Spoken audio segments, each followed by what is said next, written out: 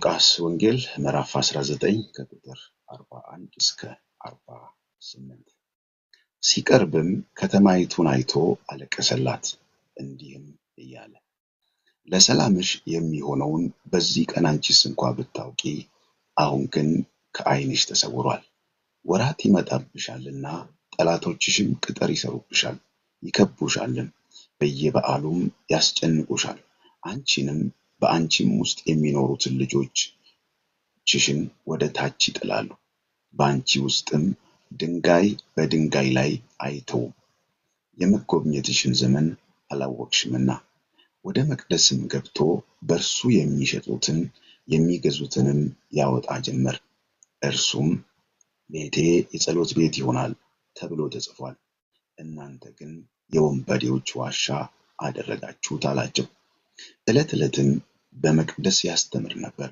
ነገር ግን የካህናት አለቆችና ጻፎች የሕዝቡም ታላላቆችም ሊገድሉት ይፈልጉ ነበር የሚያደርጉበትንም አጡ ሕዝቡ ሁሉ ሊሰሙት ተንጠልጥለውበት ነበርና ይላል መልካም እንግዲህ ወደ መጀመሪያው መጠይቅ ነው የምንሄደው እንግዲህ ትርጉም ወደ መተርጎም የመተርጎማችን ደግሞ ምክንያት ዘመን ተሻጋሪ የሆነውን መልእክት ለማግኘት ነው ኢየሱስ ክርስቶስ ያለው ይሄ ታሪክ እየሆነ ያለው የት ነው ኢየሩሳሌም ቤተ መቅደስ ባለፈው ጊዜ ጥናታችን ኢየሱስ ክርስቶስ ወደ ኢየሩሳሌም የገባባቸውን ጊዜያቶች ወደ ኢየሩሳሌም ደግሞ ሲገባ ብዙ ጊዜ ተቃውሞ እንደሚገጥመው ተመልክተናል ከዚህ በፊት ወደ ኢየሩሳሌም የወጣበት ምክንያት ምንድነው ብለን ስንል የሃይማኖት ማዕከል ስለሆነች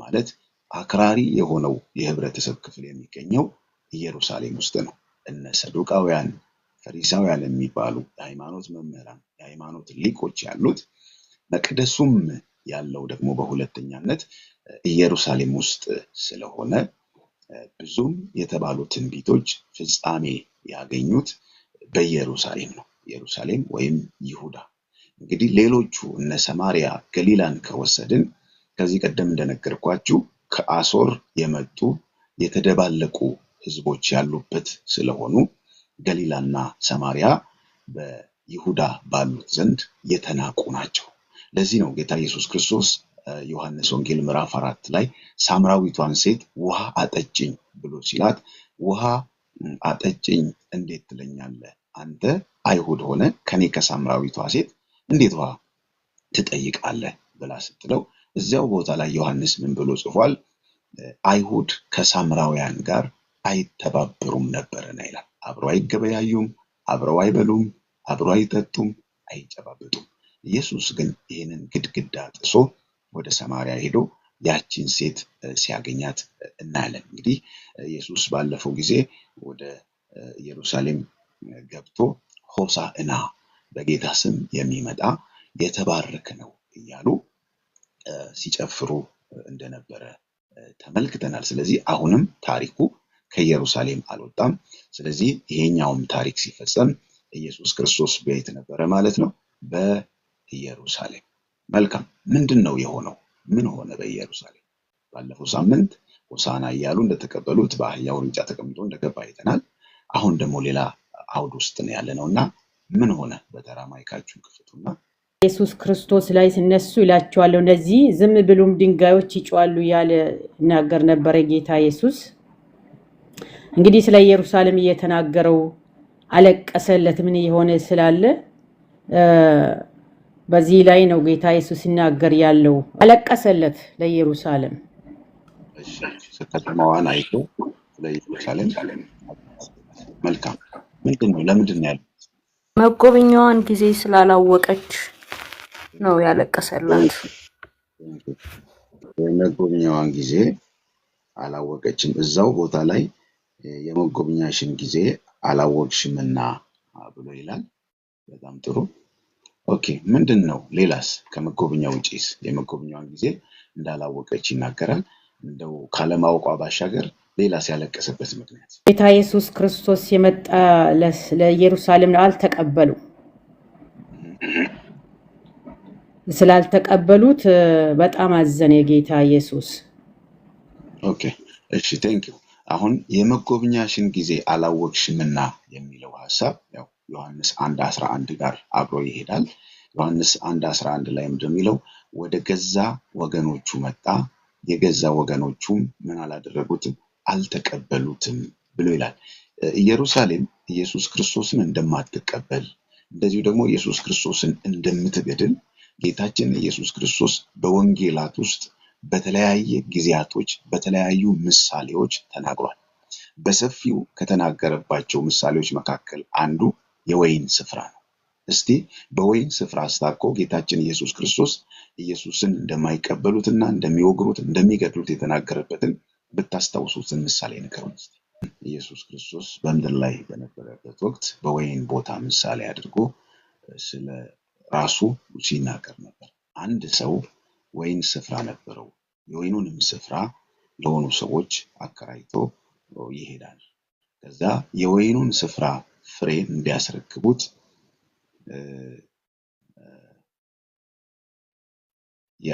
ቴንክ ዩ ይዲዲ ያስታውሰሻል።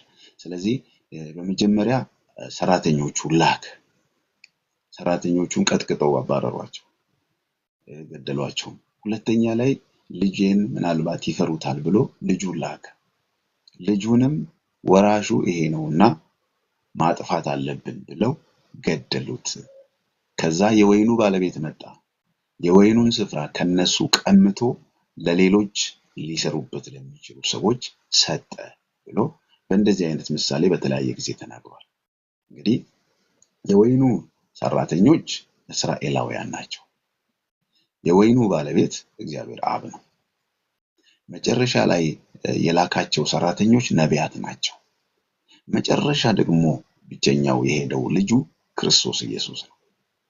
የእግዚአብሔርን መንግስት እንዲሰሩበት፣ ለሌላው እንዲያደርሱ፣ ለሌላው ብርሃን እንዲሆኑ ለእስራኤላውያን ነው መንግስቱ ስራ የተሰጠው መጀመሪያ። እስራኤላውያን ግን ነቢያትን በየማለዳው ይልክባቸው ነበር። ነቢያቶችን በየማለዳው ይልክባቸው ነበር። ነቢያቶችን ግን ምን ያደርጉ ነበር? ይገሉ ነበር፣ ይደበድቡ ነበር፣ ይፈነክቷቸው ነበር። ነቢያቶችን ከመደብደብ አልፎ ደግሞ ይገሏቸው ነበር። ባለፈው አንስተናል። እና ኤርሚያስን ብትወስዱ ስቃዩን ያሳዩት ነቢይ ነው። ሌሎች ደግሞ የሞቱ ነቢያቶች ነበሩ። ስለዚህ አሁን የተላከው መጀመሪያ ነቢያቶች ናቸው። ከዛ ደግሞ ልጁን ላከ። ልጁም ሲመጣ ይሄ ደግሞ ወራሹ ነው አሉና ቀጥቅጠው ገደሉት። ኋላ ላይ ግን የወይኑ ባለቤት መጣ። የወይኑ ስፍራ ባለቤት ማን ነው? አብ ነው።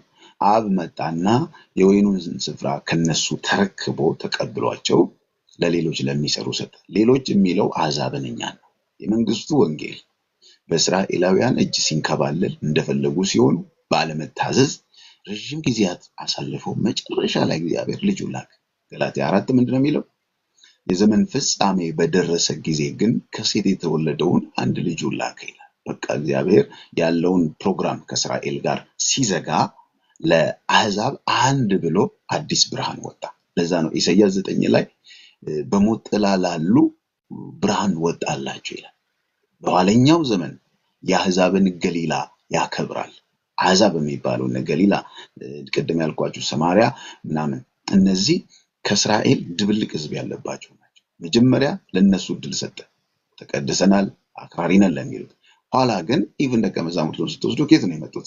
ከአሕዛቡ ኤሪያ ነው። ኢየሱስ የመጣው ያደገው የት ነው? ገሊላ አካባቢ ላይ ተመልከቱ። ስለዚህ ስላልታዘዙ አልፎ ደግሞ ለቤተ ክርስቲያን ወይም ለአሕዛብ ለምንባል እኛ ስራው ተሰጠን ማለት ነው። የኛም ደግሞ እንግዲህ ወደፊት የሚታይ ይሆናል።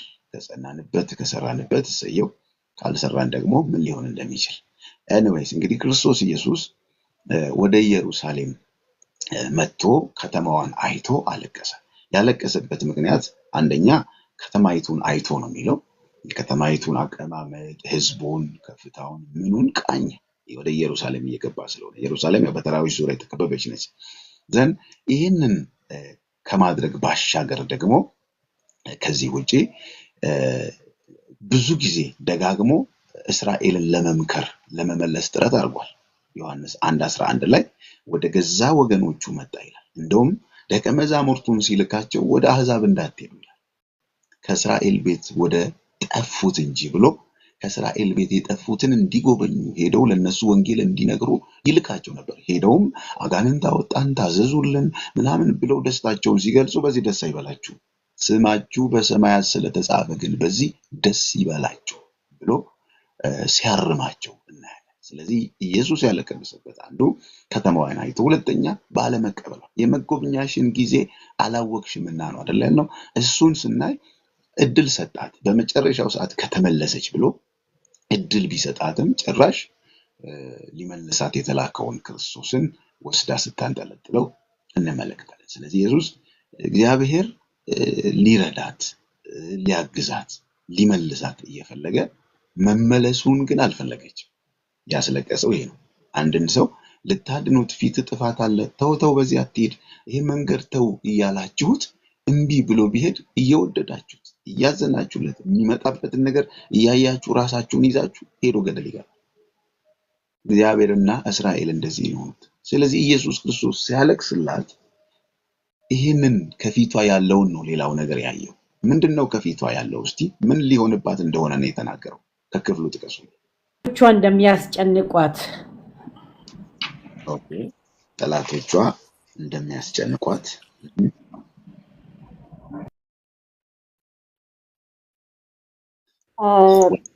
አንቺንም በአንቺም ውስጥ የሚኖሩትን ልጆችሽን ወደ ታች ይጥላሉ፣ በአንቺ ውስጥ ድንጋይ በድንጋይ ላይ አይተውም አላት። በጣም ጥሩ። ወራት ይመጣብሻል የሚለው ወደፊት የሆነ ወቅት፣ አስቸጋሪ ወቅት፣ አስጨናቂ ወቅት እንደሚመጣባት እየተናገረ ነው። ከዛ በዚህ ወቅት ላይ ይሄ ወቅት በሚመጣበት ጊዜ ምን እንደሚያደርጉባት፣ ምን እንደሚደርስባት ቀድሞ ሲናገር ምን ብሏል? የመጀመሪያው ነገር ጠላቶችሽም ቅጥር ይቀጥሩብሻል፣ ይከቡሻል፣ ትከበባለች ኢየሩሳሌም ወደፊት እንደምትከበብ። ከዛ በኋላ ደግሞ በየበኩሉም ያስጨንቁሻል፣ በየአቅጣጫው ጭንቀት ይለቁብሻል። አንድ ከተማ ተከበበች ማለት በረሃብ ያልቃል ህዝቡ። ተመልከቱ፣ በረሃብ ያልቃል። ከውጭ ኢምፖርት የሚደረጉ ነገሮች አይገቡም።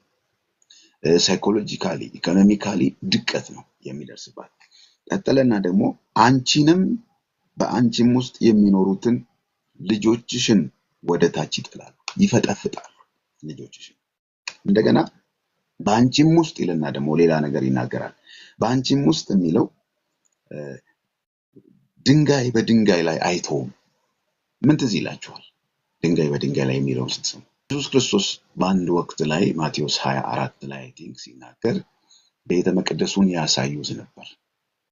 ቤተ መቅደሱን ያሳዩት ነበር እና ቤተ መቅደሱን ውበቱን እያሳዩት እያለ በመጨረሻው ቀን እንደዚህ ይሆናል ብሎ የመምጣት የዘመን ምልክቱ መጨረሻ ምንድነው ሲሉ ድንጋይ በድንጋይ ላይ ሳይፈርስ አይቀርም።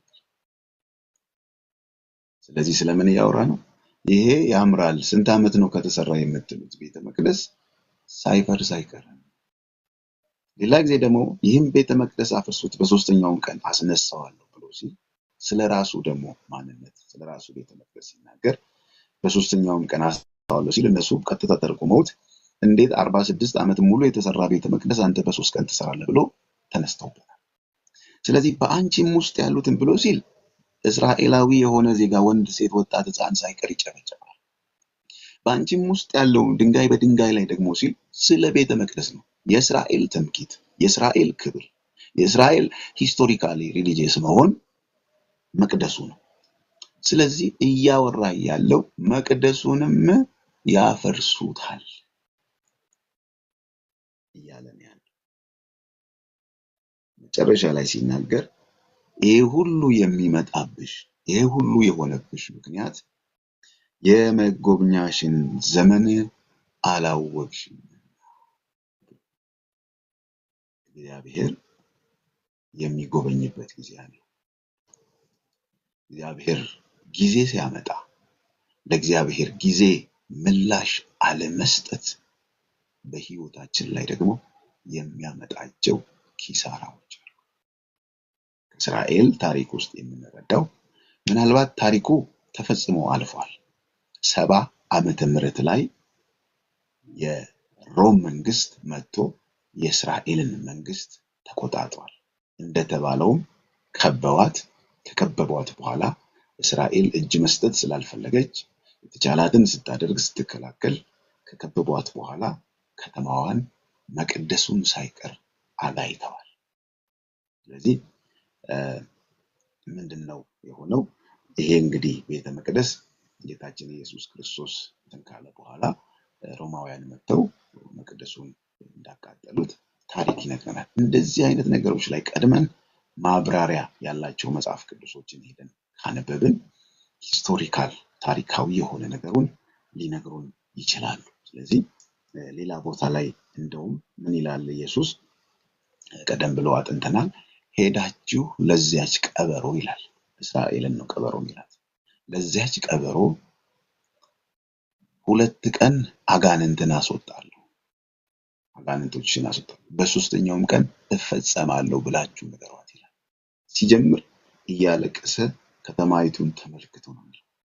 እያለቀሰላት ተመልክቶ ኢየሱስ ቅድም እንዳልኳችሁ አንድ ሕፃን ተው እባክህ ገደል አለ፣ ወደፊት አትሄድ፣ ተመለስ ተመለስ እያላችሁ እምቢ እያለ ከኋላ እየተከተላችሁት ልክ ገደል ሲገባ ማለት ነው። ገደል ሲገባ ከኋላ እየተከተላችሁ ምን አይነት ስሜት እንደሚሰማችሁ በራሳችሁ አስቡ። ክርስቶስ ኢየሱስን ሲልክ አብ እስራኤል ሆይ ወደ መጥፊያሽ እየሄድሽ ነው፣ ያለሽበት መንገድ አያዋጣሽ፣ ከዚህ መንገድሽ ተመለሺ ብሎ ጩኸት የተሞላበት እጁን ዘርግቶ እየተማጸናት እየለመናት ፋይናል የሆነው የመጨረሻው የእግዚአብሔር ትዕግስት የተገለጠው ለእስራኤል በክርስቶስ ኢየሱስ ነው። የመጨረሻው ትዕግስቱ፣ የመጨረሻው ፍቅሩ፣ የመጨረሻው ሆደ ቡቡነቱ። ነገር ግን እስራኤል እምቢ አለች። ለዚህ ነው ክርስቶስ ኢየሱስ እንባውን እያፈሰሰ አለቀሰላት። ለምን? የመጎብኛሽን ዘመን አላወቅሽም። ስንት ጊዜ ይላል ሌላ ቦታ ላይ በማጣቀሻ ሄዱና አንብቡ። ስንት ጊዜ ልጆችሽን እሰበስብ ዘንድ ፈለግኩ ይላል። ስንት ጊዜ ዶሮ ጫጩቶቿን በክንፏ ሰብስባ እንደምትይዝ ልጆችሽን እሰበስብ ዘንድ ፈለግኩኝ፣ ወደድኩኝ። ስንት ጊዜ የእግዚአብሔርን ትዕግስት ተመልከቱ። ነገር ግን እምቢ አልሽ። የእግዚአብሔር ትዕግስት እንደ እስራኤል በማንም ላይ ተገልጦ አይታወቅም። በማንም ይሄን ያክልም ትዕግስት እያሳያቸው የእግዚአብሔር ቸርነት፣ በጎነት ወደ ሌሎች እንዲሄድ የማይፈልጉ ናቸው። እዚህ ይላችኋል ዮናስ የነነዌን ሰዎች ሂድና ንገራቸው ከኃጢአታቸው ይመለሱ ንስሐ ይግቡ ብሎ ሲባል እንዴት አለ? እንዴት እንደዚህ ታደርጋለህ? ለምን? አሦራውያን እስራኤላውያንን አንድ ወቅት ላይ ወቅጠዋል። ማልኳቸው እግዚአብሔር መሳሪያ አድርጎ ተጠቅሞባቸው ይህንን ቂም ስለያዘ ዮናስ አልሄድም አለ። እግዚአብሔር ሊያስተምረው ሲፈልግ አንድ ቅል አበቀለ። ፀሐይ እንዲያቃጥለው አደረገና ከዛ ፀሐዩ መጠለያ ሲፈልግ አንድ ቅል አበቀለ። ቅሏ ስር ሄዶ ተጠለለ። ከዛ እግዚአብሔር ቅሏን በትል እንድትበላና እንድትደርቅ አደረገ። አዘነ። አየህ አለው፣ አንተ ለዚህች ቅል ነው ያዘንከው፣ እኔ ደግሞ 120,000 የሚሆኑ ግራና ቀኛቸውን የማያውቁ ሰዎች ያሉባት ነነዌ እንዳትጠፋ ነው ያዘንኩት ብሎ ይለዋል። ተመልከቱ፣ እግዚአብሔር ይህንን ያክል ትዕግስተኛ ነው በእስራኤል። ነገር ግን የእግዚአብሔርን ትዕግስት እሺ ኦኬ ብለው ባለመቀበላቸው ምክንያት እግዚአብሔር መጨረሻ ላይ ክርስቶስን ቢልክም እምቢ እንደማለታቸው ክርስቶስ ኢየሱስ እግዚአብሔር እንዲሆንባት እንዲመጡባት ያዘዘውን እንዲያልፍባት ምክንያት ሆነች በራሷ። ስለዚህ እየወደዳትም ቢሆን አጣት። እየወደዳቸው የምታጡት ሰው የለም። ባይሆን ብችል ኖሮ ባስቀራት እያላችሁ ሰዎች በሞት በምናምን ሲለዩ ብችል ያለኝን ሁሉ ሰጥቼ ባትረፋት ደስ ይለኝ ነበር ማለት አብራኝ ወይም አብሮኝ እንዲሆን ፈልግ ነበር፣ ግን አልፈቀደች። ለፈቃዷ ተላልፋ ተሰጣለች። ለመመለስ ፈቃደኛ አልነበረች። ስለዚህ ክርስቶስ ሊመጣባት ያለውን መከራ አይቶ አዘነ። ለምን? እስራኤል ለእግዚአብሔር በኩር ነች። በኩሬ ነው እስራኤል። ለበርካታ ዓመታት ክንዱ ክብሩ ሲገለጥ የነበረው በእስራኤል ላይ ለዓለም ራሱን ያስተዋወቀበት መንገድ ከዓለም ሕዝብ መካከል የመረጠው ርስቴ ብሎ ያለው አንድ እስራኤል ባለመታዘዛቸው ጠንቅ ግን መከራ ከፊታቸው እንዳለ አየና አለቀሰ። በእስራኤል ታሪክ ውስጥ እስራኤል ወደ 3 ጊዜ ያክል ጨለማዎችን አሳልፋለች። የመጀመሪያው በግብፅ ለ430 ዓመት የተሰቃዩበት ወቅት ነው። ከዛ በኋላ ደግሞ ለ70 ዓመት ወደ ባቢሎን ተወስደው በባቢሎን የተሰቃዩበት ነው። ሶስተኛው ደግሞ እንግዲህ ይሄኛው በሮም ድራሻቸው የጠፋበት በሮም ቅኝ ግዛት ውስጥ ወድቀው የታሹበት ወቅት ነው። ስለዚህ ጌታ ኢየሱስ ክርስቶስ የመጎብኛዋን ጊዜ ስላላወቀችና ሊመጣባት ያለውን ጥፋት ወደፊት ተመልክቶ ስለ ከተማዋ ይማልድና ያለቅስላት ነበር ማለት ነው። ጌታ ኢየሱስ ይባርካችሁ። ወደሚቀጥለው እንሄዳለን። እንግዲህ ኢየሩሳሌም ውስጥ መቅደሱ ይገኛል ብያችኋለሁ። አሁን ደግሞ ኢየሱስ ወደ ከተማዋ ከገባ በኋላ በቀጥታ የገባው ወደ ቤተ መቅደስ ነው። ምን ሆነ? ቤተ መቅደስ ውስጥ ኢየሱስ ገብቶ ምን አደረገ? ጸለየ፣ አመለከ፣ ሰገደ? ምንድን ነው ያደረገው? ወደ መቅደሱም ገብቶ በእርሱ የሚሸጡትንና የሚገዙትን ያወጣ ጀመረ። ጥሩ። በመቅደስ ውስጥ የሚሸጡትን የሚገዙትን ያወጣ ጀመር። ለምንድን ነው ያወጣቸው? እስቲ ንገሩ። ምንድን ነው ምክንያት? ቤቴ የጸሎት ቤት ነው እንጂ የወንበዴ ቤት አይደለም። መሸጥ ችግር አለው? አዎ፣ ሁሉ ቦታ አለው። እንግዲህ ይሄ የእግዚአብሔር ቤት ነው፣ ቃል የሚሰማበት ቤት ነው።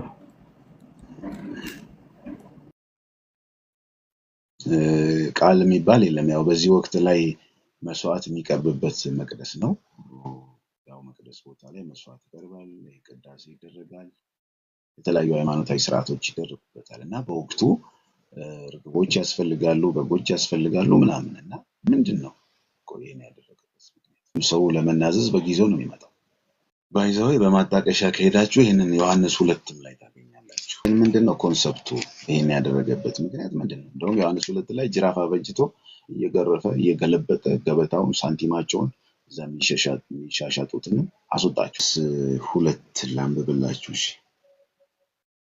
የአይሁድ ፋሲካም ቀርቦ ነበር። ኢየሱስም ወደ ኢየሩሳሌም ወጣ። በመቅደስም በሬዎችንና በጎችን፣ እርግቦችን የሚሸጡትን ገንዘብ ለዋጮችንም ተቀምጠው አገኘ። የገመድ ጅራፍ አበጅቶ ሁሉን በጎችንም በሬዎችንም ከመቅደስ አወጣቸው። የለዋጮችንም ገንዘብ አፈሰሰ፣ ገበታዎቻቸውንም ገለበጠ። እርግብ ሻጮችንም ይህን ከዚህ ውሰዱ፣ የአባቴን ቤት የንግድ ቤት አታድርጉት አላቸው። ደቀ መዛሙርቱም የቤትህ ቅናት ይበላኛል ተብሎ እንደተጻፈ አሰቡ ይላል ነው መነሻው። ይህን የማድረጉስ ምክንያት ምንድን ነው? መልካም እንግዲህ አዲስ ኪዳን መግቢያ ላይ ስለተጻፈ ወይም ወንጌላት ውስጥ ስለተጠቀሰ አዲስ ኪዳን አድርገን አናስበው።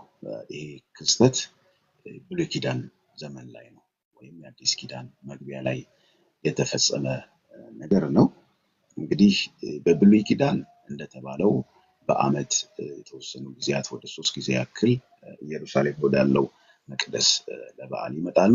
በሚመጡበት ጊዜ በጎችን ምናምን እየጎተቱ ነው የሚመጡት። ምክንያቱም ስለመተላለፋቸው፣ ስለበደላቸው እንደዚህ አይነት ነገሮች ለመፈጸም በጎችን ድሃ የሆነው ደግሞ የሚጠቀምበትን እርግቦችን ምናምን ዋኖሶችን ይዞ ይመጣሉ። ነገር ግን እዛ አካባቢ ላይ ሰው እርቆ እንዳይሄድ ለግዢ እዛው አካባቢ ላይ ማግኘቱ ምን አለበት? መልካም ነው። ዛሬ ቤተክርስቲያን ውስጥ ምን አለበት በሚሉ እንዳስገባናቸው በርካታ እንግዳ ነገሮች፣ እንግዳ ልምምዶች፣ እንግዳ ትምህርቶች ማለት ነው። ምን አለበት በሚል እዛው አካባቢ ላይ እንትን ቀስ በቀስ ደጃፉ ላይ አሁን አይታችኋል። እኛም ሀገር አለ እኮ ቤተክርስቲያን አካባቢ ከሄዳችሁ ኦርቶዶክስ ላይ ጧፉ ምናምኑ ምኑ በር ላይ ጅብ ብሎ አንጥፎ ምናምን መተላለፊያ እስኪጠፋ ድረስ ታገኛላችሁ። ልክ እንደዚሁ ንግድ ያጧጧፉ ሰዎች ቀስ በቀስ የቤተ መቅደሱን ደጃፍ አካባቢ ይዘው ጭራሽ ደግሞ ውስጥ ገብተዋል። ስለዚህ ኢየሱስ ክርስቶስ አየና ተበሳጨ። ለምን? ደቀ መዛሙርቱ እንዳሉት የቤት ቅናት ይበላኛል የተባለው ይፈጸም ዘንድ። ከዛ ምንድን ነው ያደረገው? ጅራፍ አበጀና ገብቶ በጎቹን ምናምን እየገረፈ ርግቦቹን እያባረረ ገንዘባቸውን የነገዱበትን ደግሞ ግልብጥብጡን እያወጣ ፊልሙ ላይ ካያቸው በቃ በኃይል ነበር ያደረገውና አንድም ሰው የሚናገረው ሰው ነበር። ለምንድን ነው ብሎ ሲል ቤቴ ለአሕዛብ ሁሉ የሚሆን የጸሎት ቤት ይባላል ኢሳይያስ ላይ ታገኛለህ ተብሎ ቀድሞ ተነግሯል በነቢያት። እናንተ ግን የንግድ ዋሻ የወንበዴዎች ዋሻ አደረጋችሁት። ተመልከቱ። እግዚአብሔር በሚመለክበት እግዚአብሔር በሚከበርበት ለእግዚአብሔር መስዋዕት በሚያቀርቡበት ስፍራ ላይ ንግድ ስለጀመሩ ኢየሱስ ገባና አስወጣ። ቤቴን የምን ቤት አደረጋችሁት? የወንበዴዎች ዋሻ። አሁን የለም ወይ ጨረታ፣ ቲሸርት፣ ዘይት ምናምን የምንላቸው ነገሮች ሄደው መልካቸውን ቀይረው ቸርች ገብተዋል። በቀደም እህታችን ኮንሰርት አዘጋጅታ ያው ሲጀመር ኮንሰርት የሚባል ሄጄም አላውቅም። እንሄድም ሲሉኝም አልሄድም ጊዜን አላጠፋም ያልኩት። ለምን? የአቤሴሎም ስብሰባ ነው የምላቸው እኔ። የእኛን ዘመን ኮንሰርቶች እግዚአብሔር የሌለበት የሰው ፈቃድ የሰው ደስታ የሚፈጸምበት። አቤሴሎም ከአባቱ ከዳዊት የሕዝቡን ልብ ሰረቀና ሌላ ጉባኤ አዘጋጅቶ ወደዚህ ነው እዚህ ነው ንጉሱ ያለው እያለ መንገድ ላይ ቆሞ ሰዎች ወደዛ እንዲመሩ ያደርግ ነበር። ተመልከቱ። ስለዚህ አሁንም እኔ አከብራታለሁ፣ ወዳታለሁ ዘማሪዋን በወዳትም ባከብራትም ግን የተኬደበት መንገድ ግን በዛ በኩል ሲያጭበረብሩ የነበሩ የነቢያት የብልጽግና ሰዎች በዚህ በኩል ደግሞ ገቡና አንደኛ ደረጃ፣ ሁለተኛ ደረጃ ፕላቲኒየም፣ ጎልደን፣ ሲልቨር ብለሽ ምናምን ኖርማሊ በዓለማውያን ስፖንሰር ሲጠየቅ እንደሱ ይደረጋል። ለምሳሌ መጽሐፍ ማሳተም ፈልጌ ስፖንሰር ማገኝ ከሆነ ጠይቃለሁ። አንደኛ ደረጃ፣ ሁለተኛ ፖስተር ይሰራና ማስታወቂያ እዛ ላይ ይሰራል። አሁን ደግሞ የተደረገው ነገር ጭራሽ አይን ያወጣ ነው። አንደኛ ደረጃ እንትን ከአንቺ ጋር ራት ይበላል እንደዚህ ሆነ ምናምን አይነት ነገር ተመልከቱ። ገንዘብ ለማግኘት የተሄደበት መንገድ ኢ መጽሐፍ ቅዱሳዊ ወይም ዘመናዊ ቅሚያና ዝርፊያ ስለሆነ አያስኬድም። እነኚህ ነገሮች እንዴት ነው? ጨረታ ድሮ ውጭ ነው የምናውቀው፣ ቸርች ውስጥ ግን ኦልዌይስ ጨረታ። ቲሸርት ተሰርቶ ይሸጣል። ይህንን በእንደዚህ ያክል ምናምን። እኔ አሁን ገቢ ለምን ተሰበሰባል? ገቢ ማሰባሰብ ለእግዚአብሔር ቤት አገልግሎት በረከት ነው፣ እርግማን የለውም። ማንም ለእግዚአብሔር ቤት ስራ ከሰጠ ሌዋውያንን ለመደገፍ ነው። ብሉይ ኪዳን፣ አዲስ ኪዳን ላይ ደግሞ አስራቱ ምኑ የአገልጋዮች ነው። አገልጋይ መብላት አለበት በቤቴ ውስጥ መብል እንዲሆን ነው። ይህን ማድረግ ኃጢአት ነው አይደለም። ግን ወይ ይሄ የምናገኝበት የምንሰበስብበት መንገድ ሰውን ኢሞሽናል አድርገ ነው ያለ ልክ ወስውሰ ነው ስሜት ውስጥ ከተ ነው የምንቀበል ከሆነ ቁማር የሚያጫወቱ ሰዎች፣ ሎተሪ የሚሸጡ ሰዎች ይሄን ያክል ይወጣል ከሌ ወጥቶለታል ብለው እንደሚሰበሰቡት በእግዚአብሔር ቤት ውስጥ ያለ መስጠት ግን ከመነካት ነው የሚጀምረው። ውስጤን አሳስቦኛል። እንደዚህ ዝም ብዬ አስብ ውስጤ ላይ መጥቷል። አንዳንዱን ደግሞ በማየት የምናደርገው አንዳንዱን ነገር ስራ የሚሰሩ እንቅስቃሴ ላይ ያገለገሉ ያሉ ምናምን አይነት ሲሆን መቼም ከሰማይ ወርዶ በመብረቅ እንዲናገረን አንጠብቅም። ጀስ ማድረግ ያለብን ነገር እናደርጋለን። ከዚያ ውጭ ግን ሰዎችን የሆነ ምናምን ያበለጨለጩ ምናምን አውጣ እያሉ ዳይቭ እየገቡ መውሰዱን አልቀበልም መጽሐፍ ቅዱስ። ስለዚህ እኔ በዝማሬዋ ተባርክ ያለው በጣም መወዳት ከድሮም ጀምሮ የመጀመሪያ መዝሙሯ ጀምሮ ማቃት እንዲህ አይነቷ ልጅ በእንደዚህ ማኑ አስነክተዋት የማንም አላገጫ መሰደቢያ ስትሆን ያሳዝናል። እና እነኚህ ነገሮች ናቸው እንግዲህ የእግዚአብሔርን መገኘት ቅንነትን ነው የሚያጠፉት። የሆነ ሰው የሆነ ነገር አድርጎ ከሆነ ሰው ተቀበለ፣ በዚህ ወጣ በዚህ ጠፋ ሲባል ስትሰሙ ቅንነታችሁ ይጠፋል። እኔ ከእንደነዚህ ጋር ነው እንደማመልከውታል እያላችሁ ከቸርች መራቅ ትጀምራላችሁ። ብዙዎች በዚህ አይነት ሰበብ ከቸርች ተገለው ቤታቸው ቁጭ ያሉ አሁን የአገር ናቸው። ሰልችቷቸዋል። በነቢያት የተሰለቸነውን ደግሞ በዚህ ደግሞ የብልጽግና ወንጌል ሰባኪዎች በኩል ደግሞ መጥተው ፕላቲኒየም ጎልድ ምናምን እያልሽ እያሉ ይላል። ልጅቱ በመከራ ውስጥ ነው የምታገለግለው። አይ ነው ሰክሬቷ። ልጇ ይታመምባታል። ምናልባት አላውቅም፣ በልጇም አስታካ የሆነ ፕሮጀክት ጀምራ ሊሆን ይችላል። ለዚያ ገንዘብ ሊያስፈልጋት ይችላል። ያንን ግን ስታደርግ ለራሷ ለልጇ ሳይሆን ለሌሎችም የእሷ አይነት ላሆኑ ልጆች ልታደርገው ትችላለች። ላይክ እንደ መቄዶንያ በልጁ ነው የጀመረው። በልጁ ኬዝ ጀመረ፣ ለአገር ተረፈ። እህታችን ከዛ በላይ ማድረግ የምትችል ነች። በአገልግሎቷ የምትታወቅ ነች። ውጭ ሀገር ነው የምትኖረው። ውጭም ውስጥም ያለ ሰው በርካታ አብሯት ሊሆን ይችላል። ይህንን የምትሄድበትን መንገድ ግን ፓብሊክ በሆነ መልኩ መሄድ ሲገባት በእጅ አዙር በራሳቸው መንገድ ወሰዷትና ጠምዝዘው አንደኛ ሁለተኛ ደረጃ እያልሽ ጠይቂ ያሉ። አያችሁ፣ እውነታ አላት ውስጧ ላይ። እነሱ እሷን የመሩበት መንገድ ግን እንድትስት ምክንያት ሆኗል። ስለዚህ እቺን እህት ገንዘብ ልናደርጋት፣ ልንመክራት፣ መልሰን ልንነግራት፣ እንድትመለስ ልናደርግ፣ አብረን ደግሞ እንደገና ልንቆም እንጂ የሚገባ አንቺ ምናምን እያልን እንደው አንድ ቀን እንደው ተነስቶ ጸልዮ ማያውቅ ሁሉ መድረክ ላይ ቲክቶክ ላይ ብድቅ ይልባችሁ ይጨፈጭፋችኋል። እንደዚህ ምን እግዚአብሔር ቀንቼ እግዚአብሔር ተናግሮ ምናምን። ይሄ የማይሆን እግዚአብሔር ሲናገር ለማዳን ነው የሚናገር። እግዚአብሔር ሲገስጽ ለማትረፍ ነው የሚናገር። እግዚአብሔር ሲገስጽ ሰው ላይ ያረጋችሁ፣ እግዚአብሔር ሲናገራችሁ ስለሚወዳችሁ እንጂ ሊያጠፋችሁ። ሰው ግን ሊያጠፋችሁ ነው የሚቆም። በቃ ድራሹ ይጥፋ ምናምን በሉት አይነት ነው። እግዚአብሔር ግን እናባብላታለሁ፣ ለልቧም ከልቤ እናገራታለሁ። ጅራፍ የሚያነሱ ሰዎች ያስፈልጉናል። በቃሉ ጅራፍ የሚነሱ በእግዚአብሔር መንፈስ የታጠቁ እንደ እግዚአብሔር ሐሳብ የሚኖሩ የቆረጡ ሰዎች ተነስተው ኖ ከዚህ ነገር ውጡ፣ ይህን ነገር አቁሙ ብለው ሃይ የሚሉን ከልካዮች ያስፈልጉናል። ስለዚህ ኢየሱስ ክርስቶስ እንደው ቢቀርብ በሚል ወደ ቤተ መቅደሱ ብዙ ሩቅ ሳትሄዱ እዚሁ ታገኛላችሁ በሚል መቅደሱን ውስጡን እንኳን ያው ካርናል ነው፣ ይሄ ምንድነው ፊዚካል ነው፣ በብሉይ ኪዳን ያለው ነገር በእይታ የሆነ ነገር ነው። ምንም እንኳን እግዚአብሔር አብሯቸው ባይሆንም ግን ክርስቶስ እግዚአብሔር የሚመለክበት ቤት ሸረሪት አድርቶ ሲያይ የማንም በጎች ይሄ ምንድነው የሚባለው በጠጣቸውን ሲጥሉ ማንም በጠጥ የበጎች በጠጥ ሲጣልበት ሲመለከት ኢየሱስ ክርስቶስ እንግዲህ በንዴት ወይም የቤት ቅናት ይበላኛል ተብሎ እንደተጻፈ ይሄንን ሲያደርግ እንመለከታለን ማለት ነው። ልጇ አቅጣጫ ላይ አንድ ፕሮጀክት አስባ ሊሆን ይችላል። ልጇ ኦቲዝም ተጠቂ ነው የሚባለው። እንግዲህ በእሷ በልጇ ምክንያት ሌሎችንም እንደዚህ አይነት ነገር ውስጥ ያሉትን ለመርዳት አስባ ይሄን ነገር አዘጋጅታ ነው የሚሆነው። ይህንን ያልተረዱ ደግሞ ጥራዝ ነጠቅ ተቺዎች ደግሞ ተነስተው በዱላ አይነት ነገር ሲያደርጉ እያየን ነው። እና መምከር መመለስ አስፈላጊ ነው። እንክትክቱን ማውጣት ግን አልተሰጠንም። እግዚአብሔር ሲናገርም ሲገስጽም ሊያተርፈን ነው ሊያድነን ነው እና ሰዎችን እንክትክታቸውን ለማጥፋት ለማውጣት ሳይሆን እንደው ለማዳን ይሁን ግሳጼያችን። አሰባሰቦች ናቸው ቤተ መቅደስ ውስጥ ዛሬም ቻፕል ቢሆንም ህብረት ውስጥ ተውት፣ ግድግዳውን ህብረት ውስጥ ጉባኤ ውስጥ ይሄ ገንዘብ መሰብሰቢያ መንገዳችን ፖዚቲቭ አይደለም። ሰዎች ተነክተው ወይም ፈልገው ወይም ደግሞ አይተው ሊያደርጉ ይችላሉ።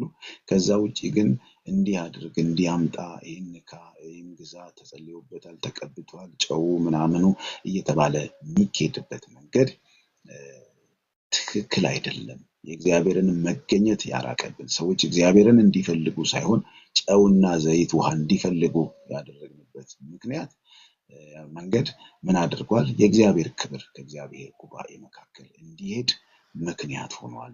ልክ ኢየሱስ ክርስቶስ ይህንን መቅደስ ሲያይ ትዝ ያለው የቀደመውን ክብር አሰበና አሁን የበጎች የርግቦች የዋኖሶች መሸጫ ሲሆን ሲያይ የእግዚአብሔር ቅናት መጣበት። ጅራፍ አበጅቶ ቤተ መቅደስ ውስጥ በመግባት ገበታቸውን በመገለባበጥ በጅራፍ እየገረፈ ሲያስወጣቸው እንመለከታለን ማለት ነው።